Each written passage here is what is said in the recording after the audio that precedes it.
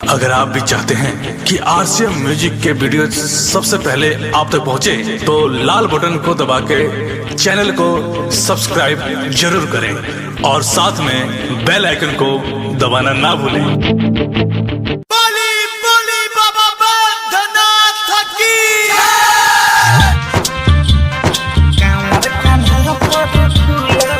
आपका नाम क्या है? राजेश कुमार खैरा पहाड़ी। Mobile number 7546892019।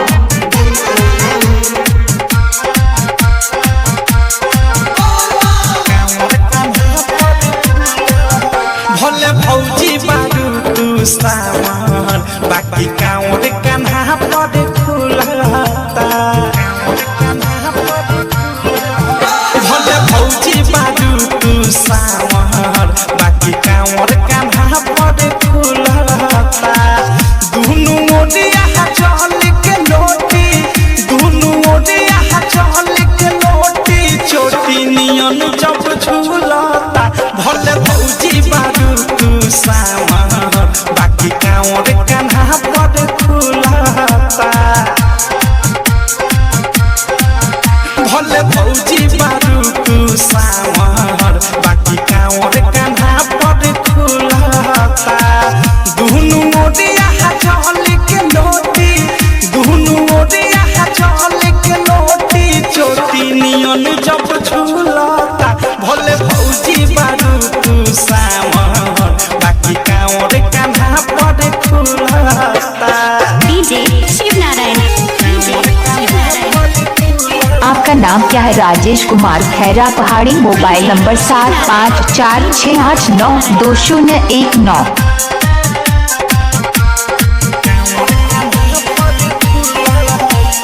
देहिया पकेरुआ साड़ी, पाँव में पेन्हलू छागल, छन छन बाजे निक बड़ी लागे, भक्ति में बारूद पागल।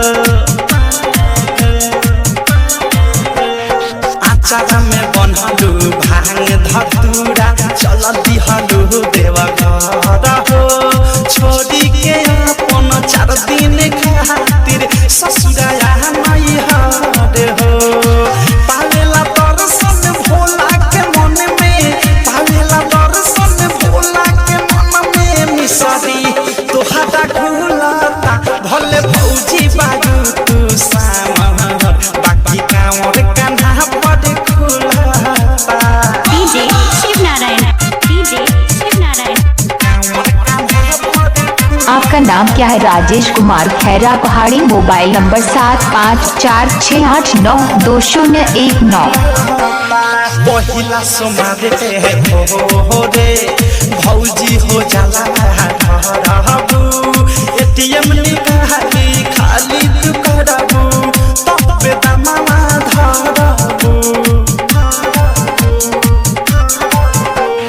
किनबू टिकुली सेनुरिया सोना, चांदी के गहना, भूल जहिबू तू कहल राइटर राकेश के कहानवा। प्रेमियों खुश कहता साचे, अनुरागियों खुश कहता साचे, बात न कौन भूलता। भोले भौजी बारू तू सामान, बाकी कांवर कान्हा पर खुलता। भोले भौजी। आपका नाम क्या है? राजेश कुमार खैरा पहाड़ी। Mobile number 7546892019।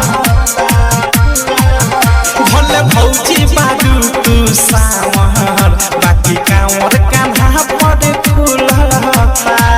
दुनु ओडिया चल के लोटी, दुनु ओडिया चल के लोटी, चोटी नियन जब झूलता। भोले भौजी बारू तू सामान, बाकी कांवर कान्हा पर खुलता। भोले भौजी बारू तू सामान,